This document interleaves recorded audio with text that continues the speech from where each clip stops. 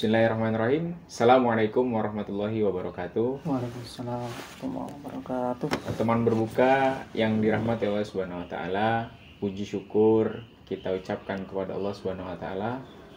Syukur alhamdulillah karena berkat rahmat Allah kita masih bisa menjalankan ibadah puasa yang pada hari ini, di bulan yang mulia ini, dan di hari yang juga mulia ini kita akan mendengarkan sedikit kajian menjelang berbuka puasa yang akan disampaikan oleh Ustadz Andi Nuruzzaman terkait dengan ketakwaan. Baik, kepada Ustadz Andi saya persilahkan. Terima kasih. Assalamualaikum warahmatullahi wabarakatuh. Waalaikumsalam warahmatullahi wabarakatuh. Innal hamdalillah nahmaduhu wa nasta'inuhu wa nastaghfiruhu wa na'udzu billahi min shururi anfusina wa min sayyiati a'malina. May yahdihillahu fala mudilla lahu wa may yudlilhu fala hadiya lahu. Asyhadu an la ilaha illallah wahdahu la syarika lah wa asyhadu anna Muhammadan abduhu wa rasuluhu la nabiyya ba'da. Allahumma shalli ala sayyidina Muhammad wa ala alihi wa sahbihi ajma'in. Puji syukur kita panjatkan kehadirat Allah Subhanahu wa taala yang masih memberikan kita nikmat iman, Islam, kesehatan, dan juga kesempatan untuk kita bisa menghadapi bulan Ramadan, berjumpa kembali dengan bulan Ramadan, bulan yang penuh hikmah, bulan yang penuh barokah. Di situ disyariatkannya puasa Ramadan, yang puasa itu tentu saja akan menjadikan kita menjadi insan yang bertakwa. Sebagaimana Allah Subhanahu wa taala berfirman dalam Quran surat Al-Baqarah ayat 183. A'udzu billahi minasyaitonir rajim. Bismillahirrahmanirrahim. Ya ayyuhalladzina amanu kutiba 'alaikumussyam kama kutiba 'alal ladzina min qablikum la'allakum tattaqun. Hai orang-orang yang beriman, telah ditetapkan oleh kalian, telah diwajibkan untuk kalian berpuasa sebagaimana telah diwajibkan puasa itu untuk orang-orang yang sebelum kamu agar kamu bertakwa. Nah, di sini ada kata-kata la'allakum tattaqun, agar kamu bertakwa. Maka kalau kita melihat ya arti dari ayat ini, maka tentu saja tidak bisa tidak, maka kita harus membuka ilmu tafsir ya.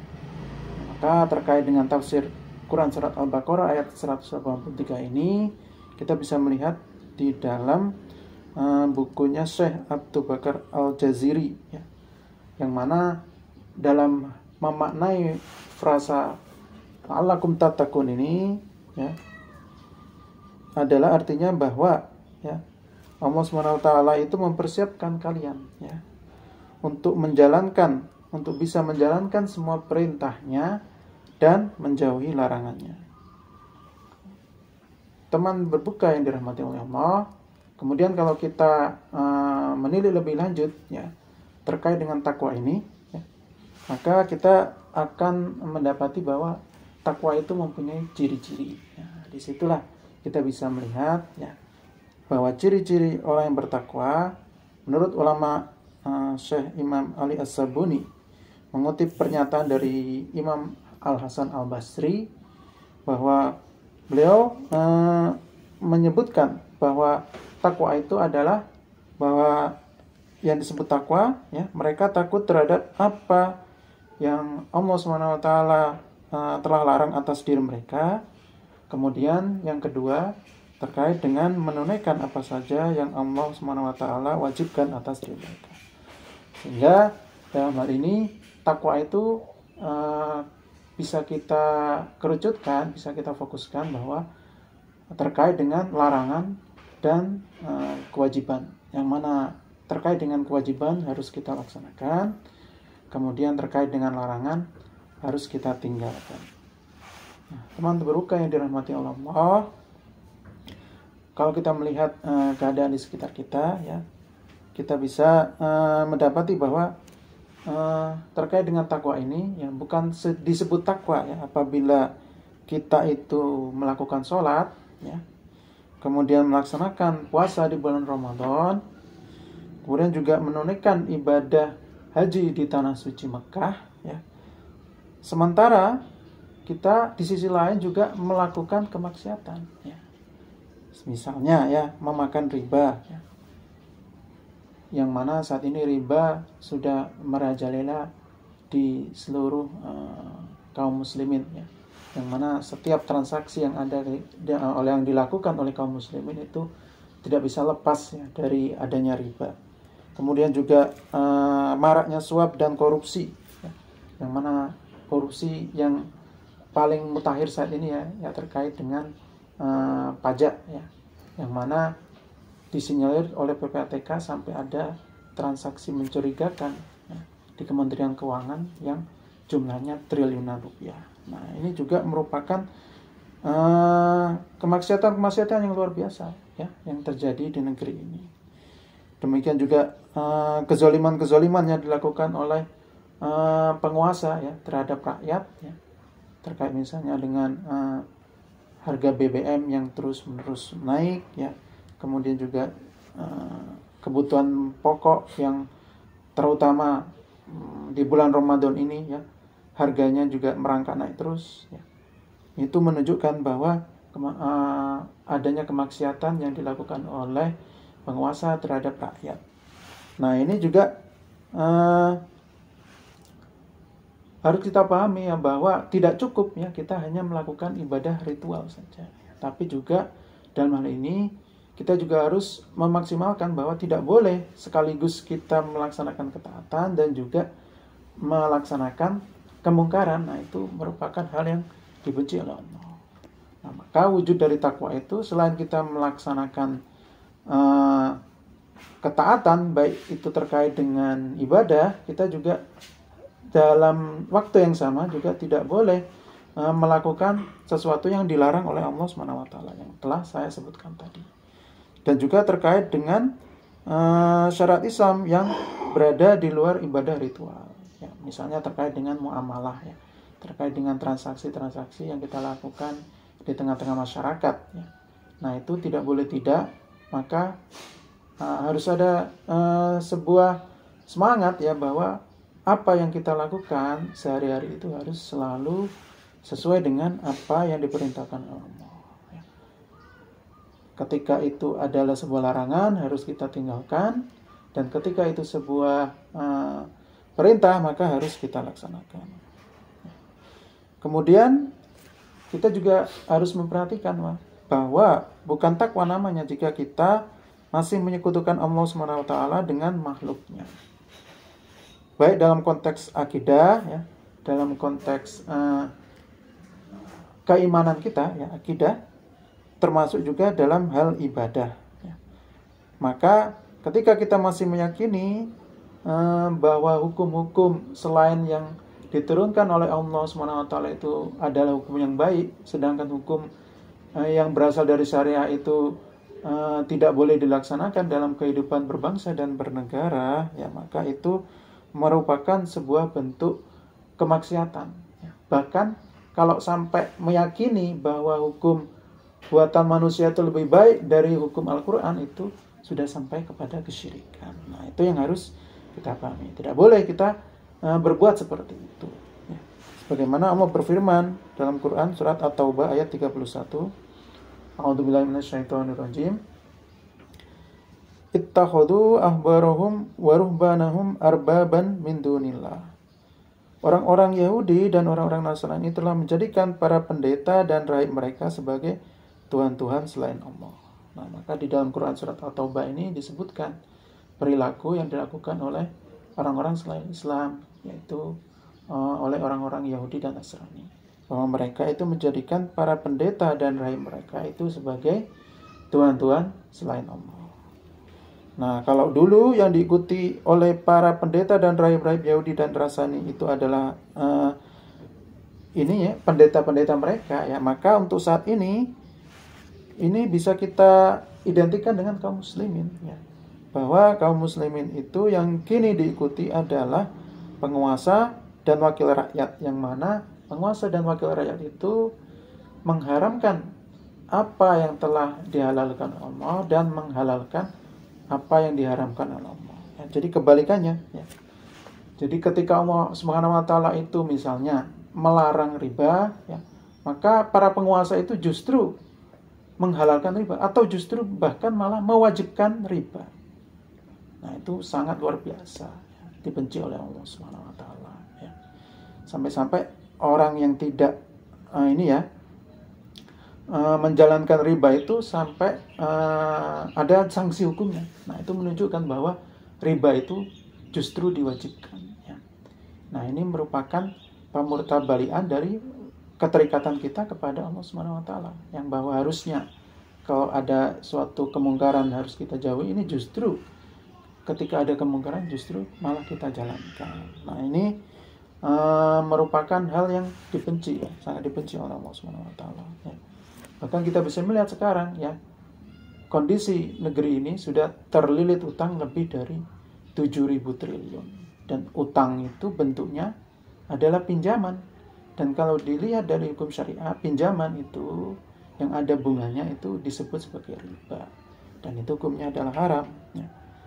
Kemudian juga terkait dengan bank-bank yang ada saat ini juga masih menjalankan riba. Nah, ini menunjukkan bahwa negeri ini saat ini masih belum bisa, ya, menghilangkan kemaksiatan-kemaksiatan yang dilakukan secara komunal atau secara kolektif atau secara bersama-sama terkait dengan aturan-aturan yang ada di tengah-tengah masyarakat.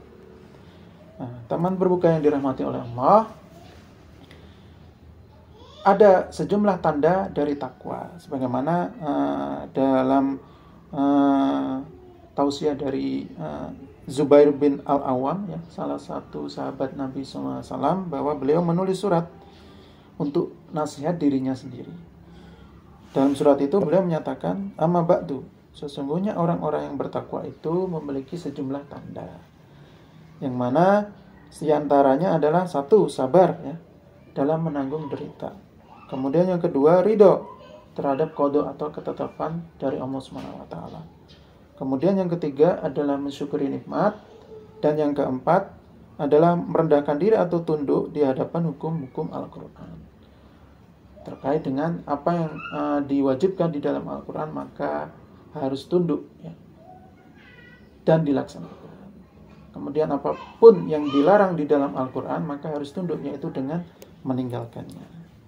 Maka teman berbuka harus ingat, ya, bahwa takwa itu harus ada pada diri kita sebagai kaum muslimin itu kapan saja dan di mana saja dalam keadaan apapun.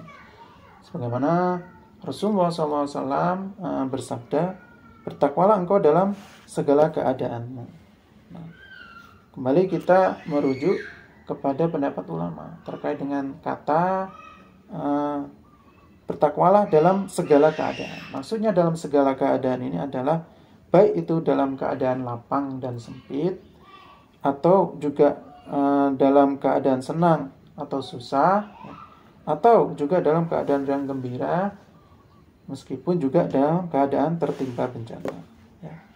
Kemudian kata dalam segala keadaan juga bisa dimaksudkan dimanapun kita berada, ya, baik saat dilihat manusia ataupun tidak dilihat oleh manusia.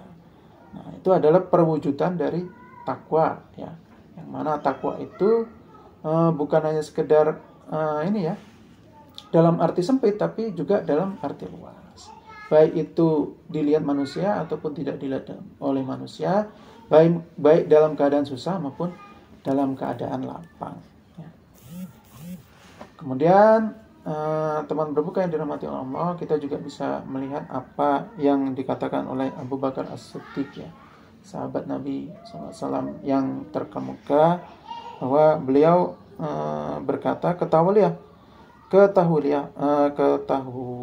bahwa cerdas yang paling cerdas adalah takwa, ya, dan bodoh yang paling bodoh adalah suka bermaksiat. Nah, di sini sahabat Abu Bakar As-Siddiq melihat di sini bahwa kecerdasan itu dilekatkan dengan orang yang bertakwa. Ini menunjukkan bahwa ketakwaan itu merupakan hal yang sangat penting, ya, yang ada di dalam diri kaum muslimin. Teman berbuka yang dirahmati Allah, kita juga harus mengetahui bahwa takwa itu sejatinya tidak hanya berlaku pada diri kita sendiri, tapi juga harus takwa yang terwujud secara kolektif atau secara bersama-sama di tengah-tengah masyarakat. Bagaimana Allah Subhanahu wa taala berfirman dalam Quran surat Al-A'raf ayat 96. A'udzubillahi minasyaitonirrajim. Walau amanu wattaqau lafatahna 'alaihim barakatim minas samai wal ardh. Andai penduduk negeri-negeri itu beriman dan bertakwa, pasti kami melimpahkan kepada mereka berkah dari langit dan bumi. Nah, ini ada kata-kata seluruh penduduk suatu negeri. Nah, ini menunjukkan bahwa perintah ini adalah perintah yang ditujukan kepada seluruh umat manusia yang ada di suatu negeri. Dan ketika mereka itu secara bersama-sama menjalankan apa yang telah dilaksanakan atau telah diwajibkan oleh Allah Subhanahu wa taala dan meninggalkan apa yang telah dilarang secara bersama-sama, maka akan dibukakan berkah dari langit dan bumi. Maka dengan demikian, agar negeri ini supaya dapat berlimpah dengan ketakwaan, berlimpah dengan keberkahan, ya, maka tidak cukup kita mengandalkan ketakwaan individu, tapi juga harus terwujud ketakwaan secara bersama-sama atau ketakwaan secara kolektif. Ya. Maka dengan kata lain, ketakwaan itu harus mewujud dalam masyarakat dan kehidupan bernegara. Wujudnya tidak lain adalah dengan menerapkan dan menegakkan syariat Islam secara kafah, secara menyeluruh, ya, dalam seluruh aspek kehidupan kita, baik itu aspek ibadah maupun aspek muamalah, baik itu terkait dengan pemerintahan maupun terkait dengan hal-hal lain seperti pendidikan, kesehatan dan sebagainya. Demikian, wallahu a'lam bishawab. Jazakallahu khairan. Kita ucapkan kepada Ustadz Andi Nurzaman yang telah menyampaikan sedikit tausiah beliau terkait ketakwaan. Para teman berbuka yang dirahmati Allah Subhanahu wa taala, tadi cukup jelas ya yang dijelaskan oleh Ustadz Andi terkait dengan ketakwaan, mulai dari ciri-ciri, dan kemudian tadi ada juga perkataan sahabat tentang tanda orang bertakwa, dan kemudian kita sebagai kaum muslim mungkin faham lah ya terkait takwa itu artinya itu apa gitu, bahwa menjalankan perintah dan meninggalkan larangan Allah. Tapi faktanya itu kan Ustaz, seperti yang tadi udah Ustaz jelasin gitu kan, bahwa kaum muslim saat ini gitu kan, ya dia satu sisi menjalankan perintah Allah, tapi di sisi lain juga menjalankan yang Allah larang itu juga dilaksanain gitu, bukan ditinggalkan gitu. Maka kemudian itu menjadi masalah bagi kita gitu kan. Nah, nanti kok di Ustadz jelaskan bahwa kompleks benar, bahwa kemaksiatan yang sampai saat ini sulit untuk kita tinggalkan itu juga ternyata tersistem dan terstruktur gitu secara sistematis gitu kan. Dilakukan secara bersama-sama. Nah, dan dilakukan secara bersama-sama gitu. Nah, dari itu apa yang harusnya dilakukan oleh kaum muslim yang kemudian ingin mewujudkan ketakwaannya dengan sebenar-benar takwa, kan kayak yang Allah bilang dalam Al-Qur'an, haqqa tuqatih gitu kan, sebenar-benarnya takwa gitu. Jadi apa yang kemudian tips-tips yang harus kita lakukan sebagai kaum muslim di tengah zaman yang penuh dengan kemaksiatan ini untuk kemudian kita bisa benar-benar bertakwa 100% kepada Allah Subhanahu wa taala. Ya. Intinya adalah bahwa kaum muslimin harus sadar ya bahwa saat ini kaum muslimin itu dalam keadaan terpuruk ya, dalam keadaan terbelakang ya, terkait dengan pemahaman tentang agamanya. Maka dari sini yang harus kita lakukan secara praktis adalah meningkatkan pemahaman kita terhadap agama ya. Kemudian tidak cukup dengan meningkatkan pemahaman kita terhadap beragama, maka kita juga harus mendakwahkan ya apa yang telah kita pahami tersebut ke tengah-tengah masyarakat. Nggak harus ya kita jadi khotib Jumat, enggak ya. Bisa juga kita setelah mempelajari ilmu di dalam Islam, kemudian kita ketika bertemu dengan teman kita, ketika teman kita melakukan keburukan, maka kita nasihati ya. Demikian juga kalau kita di kantor ya, ada atasan kita yang melakukan suatu hal yang buruk, maka tentu saja harus berani kita mengingatkan. Ya. Dan juga harus kita pahami bahwa dakwah itu tidak cukup hanya dengan dakwah individu, tapi dakwah itu harus benar-benar dilakukan secara bersama-sama ya, dalam jamaah dakwah. Sehingga tidak bisa tidak ya, dakwah itu bukan aktivitas individualnya, tapi dia aktivitas secara bersama-sama ya. Tidak boleh dilakukan sendiri-sendiri, tapi harus terorganisir dengan baik. Nah, dengan itulah nanti ada aktivitas yang disebut sebagai aktivitas amar ma'ruf nahi munkar. Nah, amar ma'ruf nahi munkar itu adalah aktivitas terkait dengan bagaimana kita menyerukan terhadap kebaikan dan mencegah kepada kemungkaran. Nah, saat ini yang belum jalan dengan baik itu adalah mencegah kemungkaran itu tadi. Maka disitulah kita bisa melihat banyak terjadi kemungkaran. Karena salah satu penyebabnya adalah itu tadi ya, bahwa kaum muslimin terbelakang pemahaman agamanya, sehingga tidak maksimal dalam aktivitas melakukan amar ma'ruf, terutama nahi munkar. Gitu. Terkait tadi poin-poin yang saya sampaikan gitu kan, bahwa untuk kemudian tips yang dilakukan kaum muslim agar bisa menciptakan ketakwaan 100% kepada Allah, yang pertama itu maka kita harus belajar ilmu agama ya, bahasanya ngaji. Terus kemudian yang kedua, kita juga harus mendakwakannya.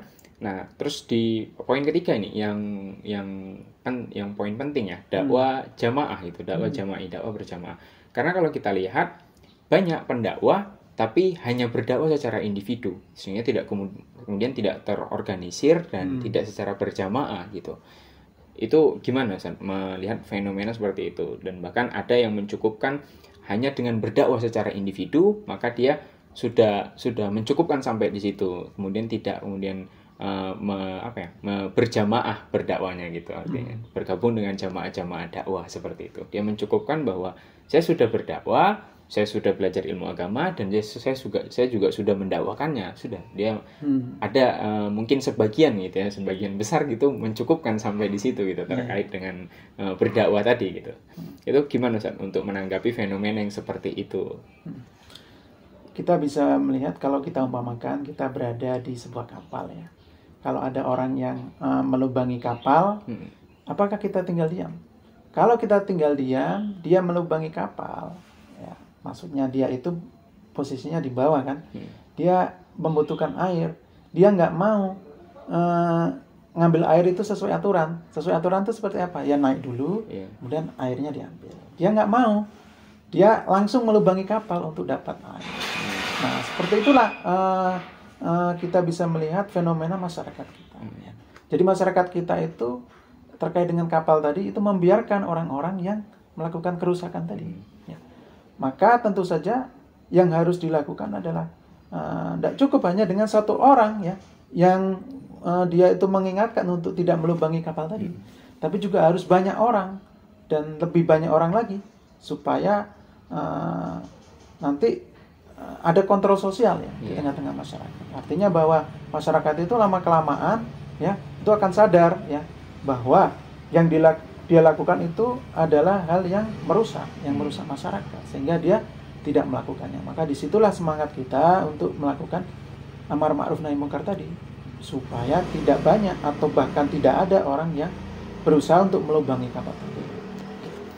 Baik, jadi jawaban yang disampaikan oleh Ustadz Andi Nuruzzaman bahwa pentingnya dakwah jamaah. Kenapa? Karena kalau dakwah sendiri di tengah kerumunan orang yang kemudian tidak peduli terhadap kerusakan yang dilakukan oleh segelintir orang, maka kerusakan itu akan terus, dan imbasnya orang yang tidak peduli terhadap kerusakan itu juga akan terkena imbas dari kerusakan yang dibuat oleh satu atau dua orang tadi, ketika yang mengingatkan hanya satu atau dua orang juga gitu. Maka dari itu penting juga kita dakwah secara berjamaah. Mungkin teman berbuka yang dirahmati Allah Subhanahu wa taala, cukup sekian dulu kajian singkat kita menjelang berbuka puasa ini. Saya minta kepada Ustadz Andi Nuruzzaman untuk menyampaikan closing statement-nya terkait materi ketakwaan kepada Allah ini. Alhamdulillah ya, di bulan Ramadan yang mulia ini ada momen yang sangat luar biasa ya untuk meningkatkan ketakwaan kita ya, terkait dengan bagaimana kita melakukan ibadah puasa ya. Dan juga ibadah puasa itu tentu saja memiliki bekas pada diri kita, yaitu meningkatkan iman kita. Dan meningkatkan iman kita tentu saja bekasnya adalah bagaimana supaya semangat untuk meninggalkan larangan-larangan Allah ya, dan juga semangat untuk melakukan amar ma'ruf nahi munkar itu terus ada di tengah-tengah masyarakat, sehingga ketertinggalan atau keterpurukan kaum muslimin saat ini akan kita tinggalkan dan kita menuju umat yang maju ya, umat yang menjadi umat yang terbaik di tengah-tengah manusia. Demikian. Baik, teman berbuka yang dirahmati Allah Subhanahu wa taala, itulah tadi sedikit kajian singkat yang disampaikan oleh Ustadz Andi Nur Zaman terkait ketakwaan. Semoga dengan kajian ini kita semakin meningkatkan ketakwaan kita dengan sebenar-benarnya takwa. Saya mewakili dari teman-teman berbuka yang lain mengucapkan wabillahi taufiq wal hidayah. Assalamualaikum warahmatullahi wabarakatuh.